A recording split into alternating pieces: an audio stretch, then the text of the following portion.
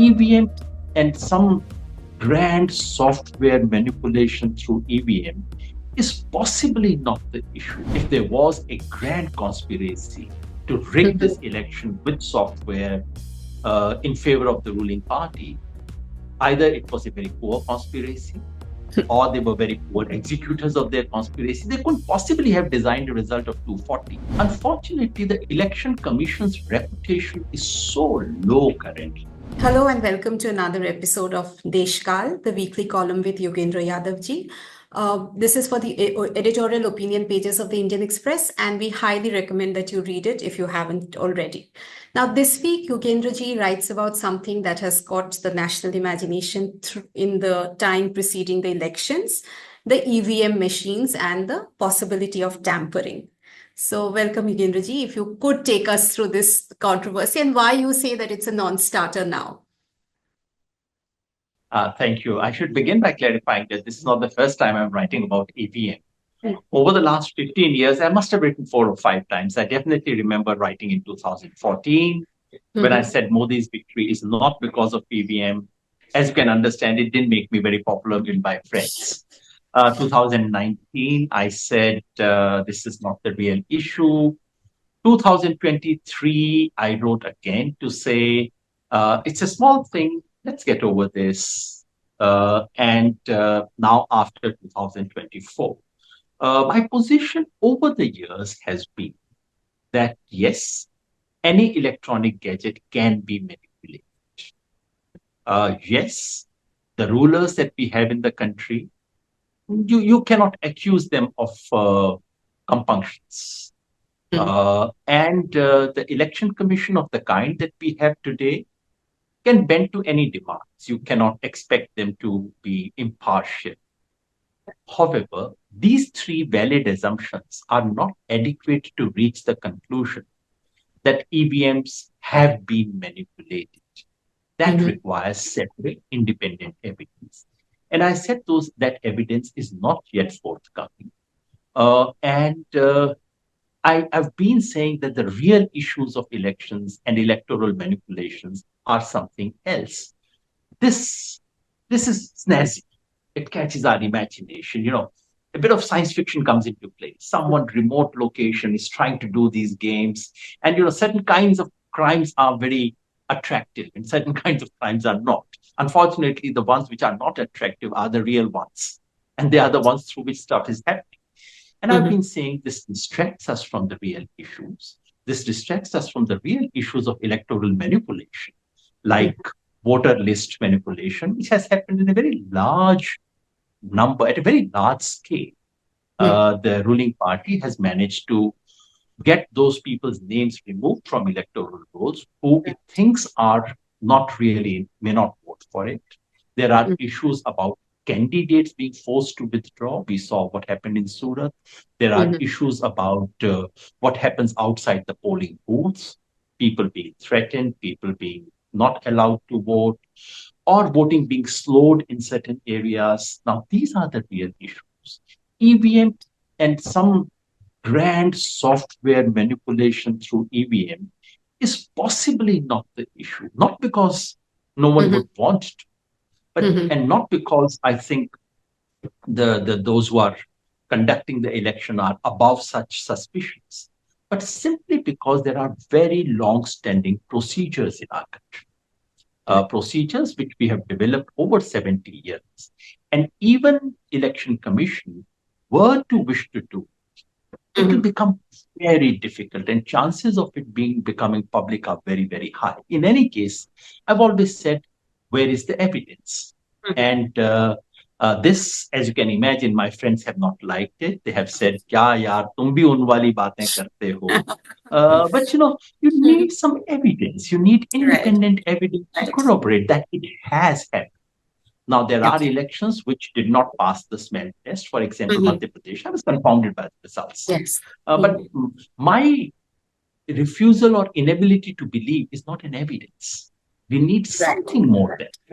And that hasn't come. And after this election, I think commonsensically we can say that, look, if there was a grand conspiracy to rig this election with software, in favor of the ruling party, either it was a very poor conspiracy or they were very poor executors of their conspiracy. They couldn't possibly have designed a result of 240.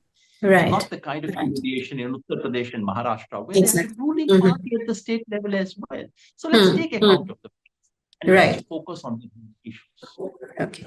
Why would the opposition not catch on to it? Because the undermining of these electoral the EC or the safeguards that we have, these are the things that they should talk about instead of the tampering of EVM machines. So why is it that you think that they never come to this point?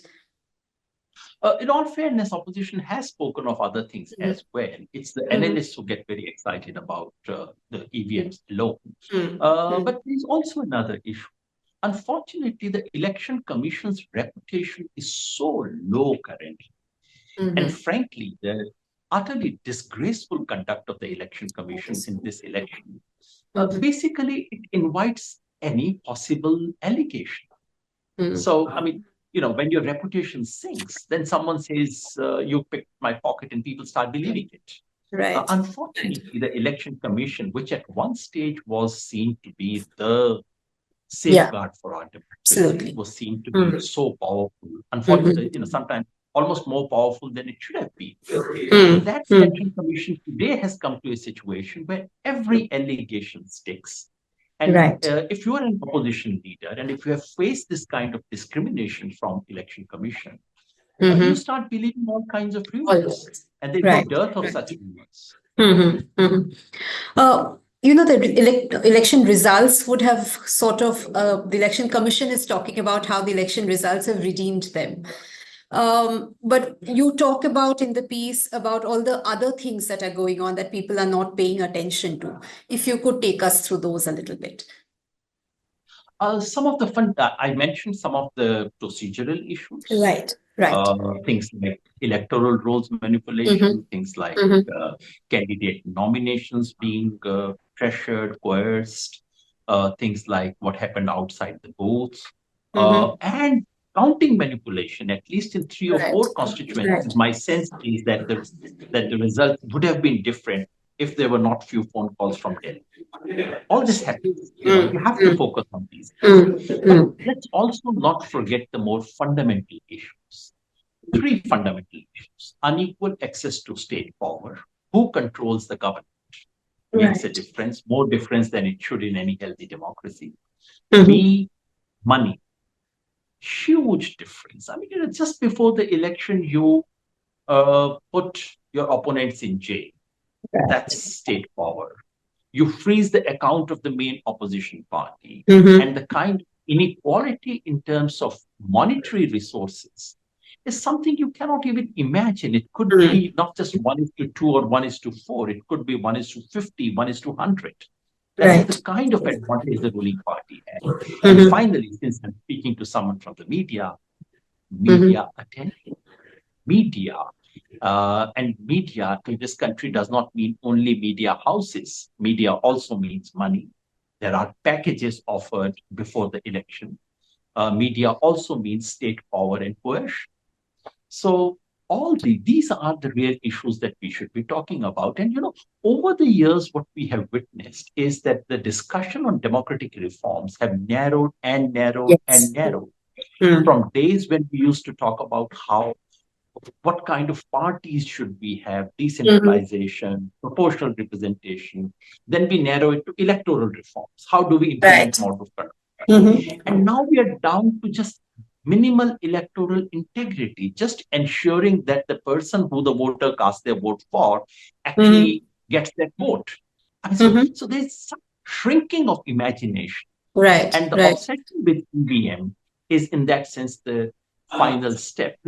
I should also Mm-hmm. mention on lighter notes that the reason I wrote the article was I have received hundreds of calls.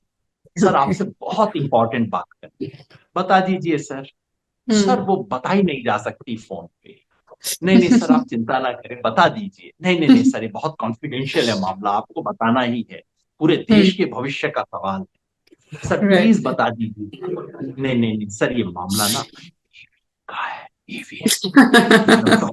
I mean, I've heard, and then people giving me so much of software gyan, which I'm unable to absorb, giving me such convoluted conspiracy theories. And mind you, there are conspiracy theories after 24 as well, that BJP wanted to ensure this kind of a result. So, I mean, conspiracy theories have no end to it. The conspiracy theory is, why did it happen in Uttar Pradesh and not in Madhya Pradesh? And what would have happened except for if there was no EVM rigging? Then you would have had another 60, 70 seats, maybe 80 seats gone and things of that kind.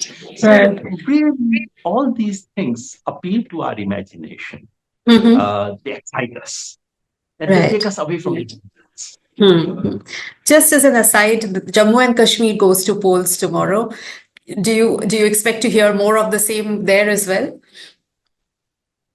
Jammu and Kashmir has very real issues more than EVM and software, such like. That we can have for me, honestly, more important than who wins this election is that people actually come out and vote, and that people actually feel that they can exercise their franchise, that they are not coerced to vote either. Incidentally, in Jammu and Kashmir, the issue has been exactly the opposite in many ways. Some parts of the country, people complain of being forced not to vote. In the Kashmir Valley, in fact, the allegations, serious, credible allegations, have been about security forces forcing people to. That did not happen in the Lok Sabha election. I think it won't happen tomorrow. So the more important thing is just the basic routine of democracy being performed. This may not be the big step that Jammu and Kashmir needs. It will be a very small step, but a small step in the right direction. Right. Coming back to the column, you suggest 4 ways in which this whole debate can be taken forward and away from the question of tampering. So, and one of them is not going back to ballot papers, as has been suggested in many quarters. If you could talk about that. Yeah, so I'm glad you asked it, because enables me to clarify that I'm not giving a clean sheet to EVMs. All the gyan that I've received over the years has not gone waste. 2 basic things need to be done. Number 1, there has to be a way of validating. Right now, the way for validation is that you as a voter get to see for 8 seconds a certain slip, which you assume and believe would go in the box. Which you then, but if you come back and say, well, that's not the party I voted for, the procedure is so convoluted and in fact loaded against you. There should be a way that a voter should be able to authenticate. There is a procedure the opposition has suggested. Opposition says, all right, why don't you give the slip in the hands of the voter? And they go and put it in the box. I understand the spirit of it. But that opens up another set of complications. I can't even begin to describe what kind of games can get played.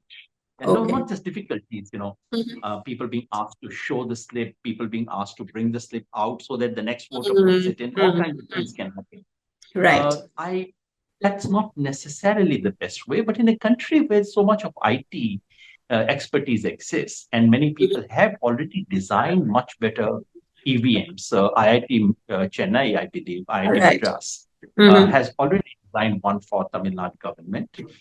So we can, where the voter gets an option to say, all right, I see this is the slip, this is the symbol I voted for. Then I get to confirm it. So that's one change that needs to be made, confirmation. And second is a fundamental change, which is count the slips. I really see no reason why you cannot count the slips. Why do you need to go to Supreme Court to say, please count 5% of slips or 1% of slips? Just count. Basically, the printed slips that come in the VVPAT machine, that should be the authentic record of voting. The count that you see in the board, electronic board, ready, use it. But the official count should be the slips. So make these 2 changes. And to my mind, while it would not satisfy all the conspiracy theories, they would be, and the fact is that any electronic gadget can be manipulated in any which way. However, Right. for all practical purposes, the issue Mm-hmm. would be resolved. And Mm. the third thing that I mentioned in terms of suggestion, which is in Mm. response to all that issue of the turnout, which incidentally I was among the first ones to raise Mm. about the delay in turnout. Right. Right. Let's not jump to a conclusion that because Election Commission has delayed the turnout declaration and Mm. unfortunately has not offered a clean explanation even today of why there Mm. was so much of delay. But that does not mean that we assume that Mm-hmm. any increase in turnout post 7 p.m. on the polling day is Mm-hmm. illegitimate spike. I Okay. think too much of assumptions are being made. So what we Right. need to do once again is require the election commission to Mm-hmm. make certain forms, make mandatory declaration. Form 17C should be Mm-hmm. made public. Form 17C is nothing but a number of votes actually Yes. cast in that booth.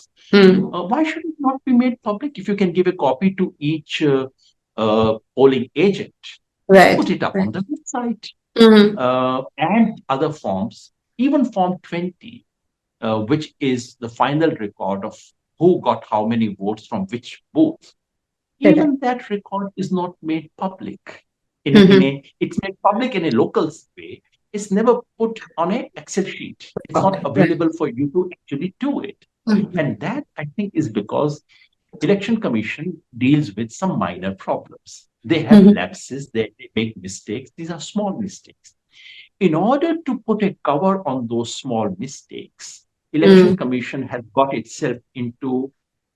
has opened itself to allegation of a massive fraud, which may not be happening. I still Right. believe that we did not see that massive fraud of 4.65 crore votes being inserted somehow at the end of polling. I'm not sure. We don't have evidence yet for that. It is true that Right. Election Commission has still not come clean, but Election Commission's refusal or inability to come clean should not become the basis for us to assume that we've had a big electoral fraud. Mm-hmm. So these small steps should be taken. They are necessary. There are useful things to be done. Let's do it. And let's now move on to the real issues of democratic reform, which the country needs to focus on. Something I've been writing on. Mm-hmm. And in case your readers are interested in the older stuff I've been writing, magazine seminar I've written twice. One was about middle class fantasies on electoral reforms. The Right. second was called Mm. a political agenda of electoral reforms, things of that kind. So let's move on to the big issues, the real Mm-hmm. issues that the country needs Mm-hmm. to focus Mm-hmm. Right, right. Those are excellent suggestions. And on that note, we will end today's discussion. Thank you so much for joining us, sir. And we look forward to next week's episode once more. Thank you.